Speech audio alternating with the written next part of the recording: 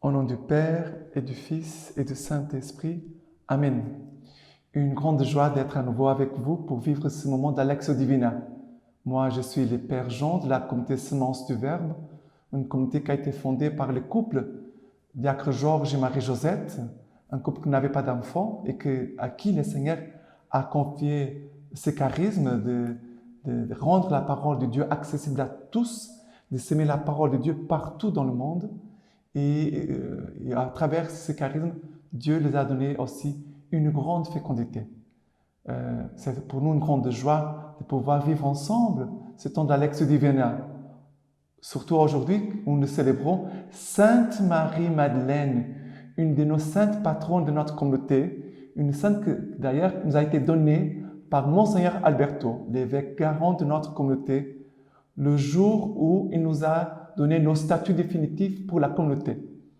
Et il nous a dit, voilà, je vous donne Marie-Madeleine qui avait sur son front, sur son visage, on voyait « J'ai vu le Seigneur ». Sa joie resplendissait d'avoir contemplé le Seigneur vivant. Et nous allons alors vivre cet exercice d'Alexio Divina. Je vous rappelle 5 étapes. Première question, qu'est-ce que la parole de Dieu dit? Objectivement, aujourd'hui nous avons 4 lectures. Vous pouvez choisir une lecture et de travailler, voilà, la Lectio Divina sur une lecture. Qu'est-ce que la parole de Dieu dit objectivement, concrètement? Première chose. Deuxième question, c'est la méditation. Première étape, c'est la lecture. Deuxième étape, la méditation. Ce que Dieu me dit, qu'est-ce que Dieu te parle personnellement? Qu'est-ce que Dieu est venu te visiter? Qu'est-ce que Dieu a touché en toi? Qu'est-ce que Dieu est en train d'éclairer, d'illuminer en toi? Qu'est-ce que Dieu est en train de te demander? Voilà. Qu'est-ce que la parole de Dieu te dit? Concrètement, pour toi, pour ta vie. Troisième, la prière. C'est que je réponds à Dieu. Quelle est ma réponse? En fait, c'est Dieu me parle et maintenant, je donne une réponse. Dieu m'a aimé et maintenant par la prière, je vais aussi manifester mon amour. C'est la troisième étape. C'est que je réponds à Dieu. Quatrième, la contemplation. La contemplation, c'est la parole qui enflamme mon cœur. De toutes ces lectures, quelle est la phrase qui enflamme, qui met le feu dans ton cœur? Soit le feu au niveau de la foi, soit le feu au niveau de ton espérance, soit le feu au niveau de la charité. Quelle est cette parole qui a transformé ton cœur?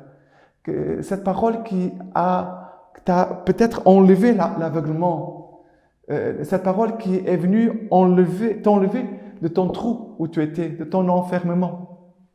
Et aussi la résolution, cinquième étape, comment je suis appelé à vivre la parole. Comment je vais vivre cette parole concrètement aujourd'hui. On sait que je vais faire et vivre, soit au niveau de mon travail, ma famille, ma vie spirituelle, mes engagements. Comment je vais mettre en pratique cette parole? Donc quelque chose de concret. Le Seigneur me demande d'augmenter ma prière, le Seigneur me demande d'aller me confesser, le Seigneur me demande d'être fidèle à ma prière, le Seigneur me demande de prendre un temps de prière avec mon épouse ou mon époux, le Seigneur me demande d'être attentif davantage à mes enfants, de passer du temps gratuit avec eux. Voilà, ce sont des choses bien concrètes. Et comme ça, la parole, elle prend chair en toi. Le Christ, il va habiter en toi. Ce n'est plus moi qui vis, c'est le Christ qui vit en moi. C'est cela, la cinquième étape. Mais par rapport aux lectures d'aujourd'hui, dans notre compendium en français, nous avons aussi les références bibliques pour cette fête de Sainte Marie-Madeleine. Et la première lecture d'aujourd'hui, c'est Cantique des Cantiques, chapitre 3, versets 1 à 4a. Et aussi, nous avons la possibilité dans notre lecture, aussi, deux lectures au choix, c'est 2 Corinthiens 5, versets 14 à 17. 2 Corinthiens 5, versets 14 à 17. Je vais lire Cantique des Cantiques, tout d'abord. Il dit comme ça. Sur ma couche, la nuit, j'ai cherché celui que mon cœur aime.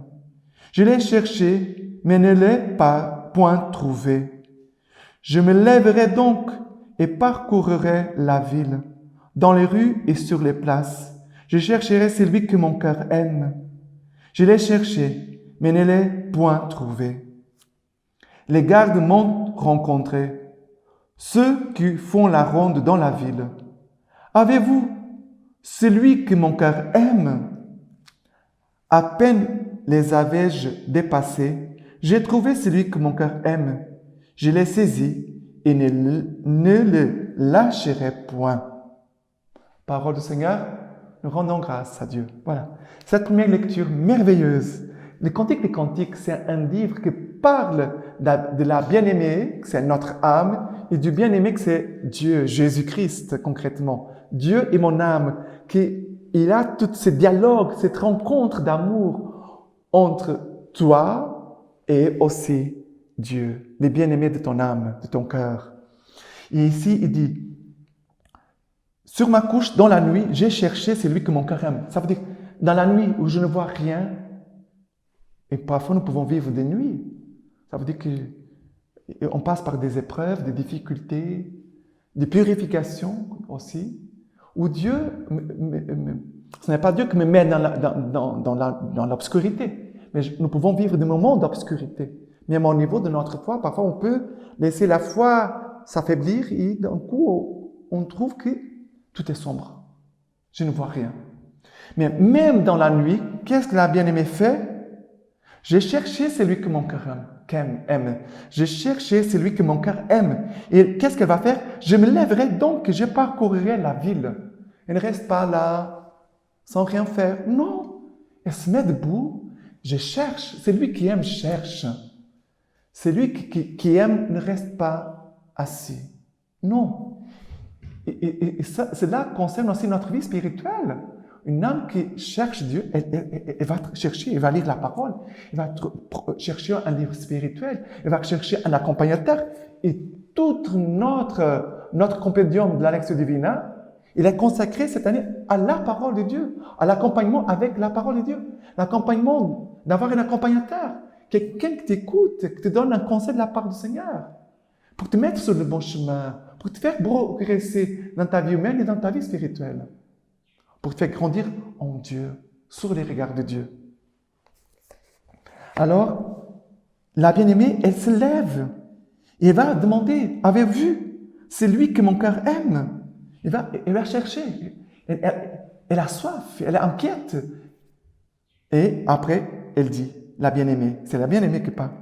À peine les ai-je dépassés, j'ai trouvé celui que mon cœur aime. Je l'ai saisi et ne le lâcherai point. Voilà. Au moment de ma conversion, ça fait 26 ans, je me suis converti à Lourdes. Et à partir de ce moment-là, j'ai dit la même chose que la bien-aimée. Je l'ai trouvé, je ne le lâcherai point. J'ai trouvé celui que mon cœur aime. Maintenant, à l'époque, je ne pensais pas être prêtre. Je ne pensais pas à ça. Je ne pensais pas à la vie consacrée. Mais j'ai trouvé vraiment celui que mon cœur aime. Et que je chercherai partout. Il y a des gens qui cherchent l'amour partout, mais ne le trouvent pas parce qu'ils ne cherchent pas au bon endroit. Chercher l'amour, et l'amour qui te manque, c'est ici, à la parole de Dieu. Les Cantiques des Cantiques, je t'invite à les lire. C'est formidable, c'est merveilleux.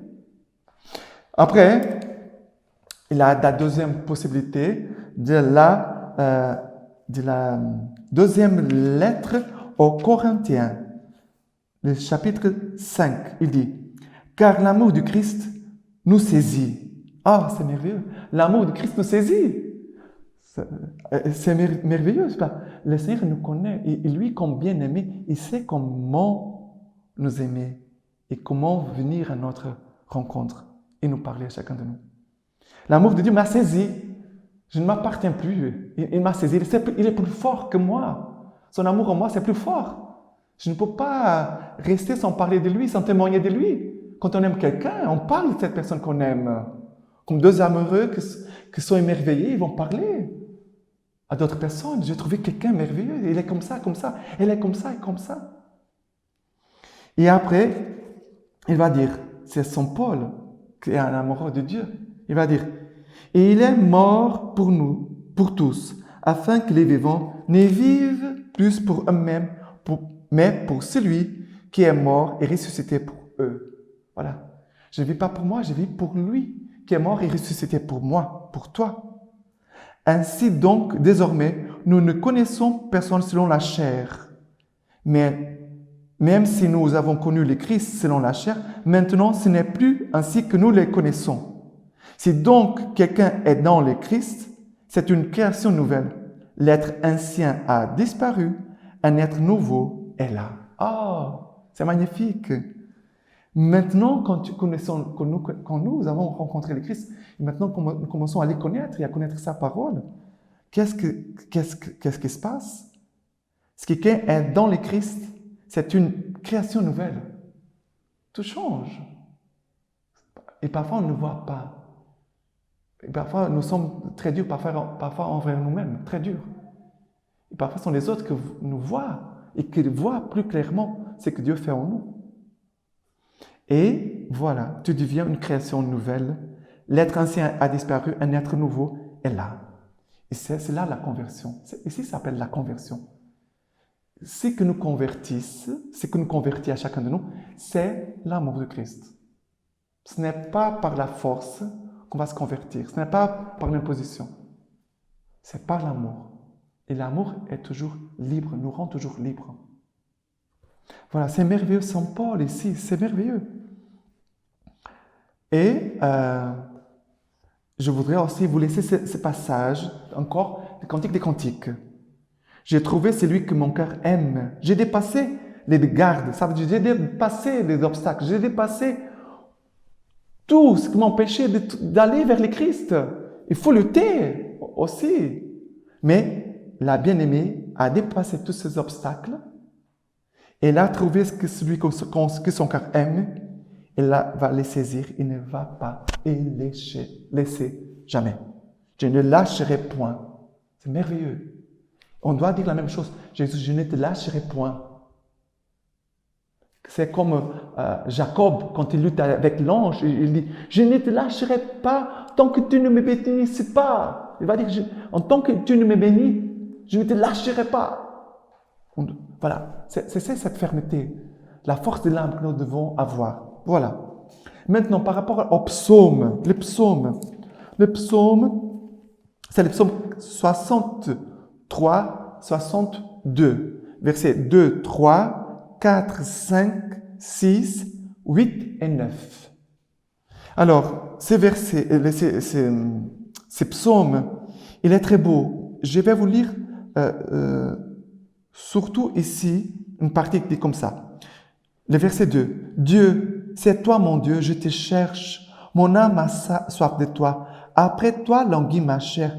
Terre aride, altérée sans eau. Je suis mort, il n'a pas de vie, il n'a pas de joie. Je suis déjà allé au désert. Je suis allé en Terre Sainte et j'ai visité les déserts. C'est beau à regarder, mais pas pour rester. Non, non. Mais ici, le Seigneur, il dit, Dieu, tu es mon Dieu, je te cherche, mon âme a soif de toi. Voilà. Seigneur, je te cherche, mon âme a soif de toi. C'est toi mon Dieu. C'est la proclamation de foi. C'est une proclamation de foi. Et après, il dit, meilleur que la vie, ton amour. Mes lèvres diront ton éloge. Oui, je veux te bénir en ma vie. À ton nom, élever les mains. Et après, le verset 8, il va dire, toi qui fus mon secours, et je jubile à l'ombre de tes ailes. Mon âme se presse contre toi. Ta droite me sert de soutien. Oh mon Dieu, quelle parole belle pour développer notre relation d'amour envers Dieu. C'est comme ça que on devait prier, avec cet même amour. À ton nom, je lèverai les mains. Je vais te bénir toute ma vie. Meilleur que la vie, c'est ton amour. Mon Dieu. Et après, il va dire, toi qui fus mon secours, je jubile à l'ombre de tes ailes. Je me cache à l'ombre de tes ailes. Je me cache en toi. Et ta droite me sert de soutien. Mon âme se presse contre toi. Bon, comme l'amour de Dieu nous a saisis, nous a pressés contre lui. Mon Dieu, C'est comme ça qu'on contemple l'amour de Dieu. En écoutant sa parole. Mais mon Dieu, comme Dieu m'aime. Comment Dieu t'aime. Est-ce qu'on se rend compte le combien que Dieu nous aime et comment Dieu nous aime et combien Dieu nous aime? Et maintenant l'évangile d'aujourd'hui. C'est l'évangile de Saint Jean, chapitre 20, versets 2 et 3, verset 2, pardon, et après les versets 11 à 18. Jean 20, verset 2, et après verset 11 à 18. Marie-Madeleine, elle accourt alors et vient trouver Simon-Pierre. Pardon, c'est les versets 1 et 2. Pardon, versets 1 et 2. Les premiers jours de la semaine, Marie de Magdala vient de bonne heure au tombeau, comme il faisait encore sombre, et elle aperçoit la pierre enlevée du tombeau. Elle court alors et vient trouver Simon-Pierre ainsi que l'autre disciple, celui que Jésus aimait, et elle leur dit, « On a enlevé le Seigneur du tombeau, et nous ne savons pas où on l'a mis. » Et après, Marie se tenait près du tombeau, au dehors, tout en pleurs. Tout en pleurant, elle se pencha vers l'intérieur du tombeau et elle voit deux anges en vêtements blancs assis l'un là où avait reposé le corps de Jésus, l'un à la tête et l'autre aux pieds. Ceux-ci lui disent, « Femme, pourquoi pleures-tu » Elle leur dit, « Parce qu'on a enlevé mon Seigneur et je ne sais pas où l'on l'a mis. » Ayant dit cela, elle se retourna et elle voit Jésus qui se tenait là, mais elle ne le savait pas que c'était Jésus. Jésus lui dit, « Femme, pourquoi pleures-tu? Qui cherches-tu » Le prenant pour le jardinier, elle lui dit, « Seigneur, si c'est toi qui l'as emporté, dis-moi où tu l'as mis et je l'enlèverai. » Jésus lui dit, « Marie. » Se retournant, elle lui dit en hébreu, « Rabboni », ce qui veut dire « maître ». Jésus lui dit, « Ne me touche pas, car je ne suis pas encore monté vers le Père. Mais va trouver mes frères et dis-leur, je monte vers mon Père et votre Père, vers mon Dieu et votre Dieu. » Marie de Magdala vient annoncer aux disciples, « J'ai vu le Seigneur » et qu'il lui a dit cela. Acclamons la parole de Dieu, nous rendons grâce à Dieu. Alors, c'est beau de voir ici. Marie aussi, pendant la nuit, le jour commençait, elle part au tombeau. Elle n'a pas eu peur. Elle est allée toute seule. L'amour bannit, elle enlève la peur. Et elle va au tombeau, elle court vers le tombeau. Et elle va voir qu'on a enlevé le corps de Jésus. Elle est effrayée, elle va parler à Pierre, à Simon-Pierre et à Jean, qu'aussi vont courir au tombeau pour voir. Mais après, on voit Marie qui est là, qui pleure. Parce que Marie n'avait pas encore compris que Jésus était ressuscité. Elle cherchait un Jésus mort. Elle cherchait Jésus mort. Et les anges vont lui poser la question. « Mais pourquoi pleures-tu, femme? Pourquoi pleures-tu » Et elle dit, « Mais je cherche Jésus, je cherche mon bien-aimé, mon Seigneur. » Jésus va aussi lui parler. « Femme, pourquoi pleures-tu? Pourquoi pleures-tu » Il va dire la même chose, « On a enlevé mon Seigneur et je cherche son corps. Si c'est toi qui l'as enlevé, dis-moi, je vais le chercher. » C'est là que c'est merveilleux. Jésus va dire, « Marie. » Et dans la voix, dans la façon dont Jésus l'a appelé, elle va reconnaître Jésus. Elle n'a pas reconnu Jésus physiquement, mais elle l'a reconnu par sa voix. Et elle va répondre, « Rabboni », ça veut dire maître. Ça veut dire, « Ah, c'est toi Jésus, c'est toi Jésus. » Regardez, chercher Jésus mort et rencontrer Jésus vivant par la parole. Jésus t'appelle aussi par ton nom. Il t'appelle, il te connaît par ton nom. Il t'appelle par ton nom. Et c'est là que nous voyons que Jésus me connaît personnellement. Jésus ne me connaît pas comme une des brebis là, au milieu de son troupeau. Il me connaît d'une façon personnelle, unique, intime, comme il a révélé à Marie Magdala. Et après, elle va vouloir toucher ses pieds. Parce que son amour devait aussi être mûri, devrait mûrir. Et je vais lui dire, ne me retienne pas, car ne me touche pas, car je ne suis pas encore monté vers le Père. Va trouver mon frère, il va leur dire que je vais monter vers Dieu et votre Dieu, vers mon Père et votre Père. Et après, elle part en courant. Mais c'est beau de voir Marie Magdala qu'elle va devenir l'apôtre des apôtres. Elle va devenir l'apôtre des apôtres parce que c'est la première qui va voir Jésus ressuscité et qu'après va annoncer aux apôtres. Et après, c'est là après que les autres vont témoigner. Ils vont aussi rencontrer Jésus vivant. Et ça, c'est là important. Faire une rencontre personnelle avec Jésus vivant. On ne peut pas vivre une foi sans faire l'expérience de Jésus vivant, Jésus ressuscité, qui me connaît, qui vient venir à ma rencontre et qui après m'envoie aussi en mission, va annoncer. Et Marie Magdala va annoncer avec un visage rayonnant. J'ai vu le Seigneur, j'ai vu le Seigneur. Et les yeux qui ont vu le Seigneur, qui ont contemplé le Seigneur, les visages, les gens vont voir, mais qu'est-ce qui s'est passé dans ton visage, en toi, dans ton cœur? Parce que ce qui se passe en nous, après ça se voit extérieurement. Pour finir avec la lecture patristique que nous parle de Marie-Madeleine, homélie de Saint Grégoire le Grand sur l'évangile des Jean. Marie-Madeleine, après être venue au tombeau, sans y trouver le corps du Seigneur, crut qu'on l'avait enlevé et porta cette nouvelle aux disciples. Une fois venus, ceux-ci constatèrent et ils crurent qu'il en était comme elle l'avait dit. Marie-Madeleine qui partage ce qu'elle avait vécu.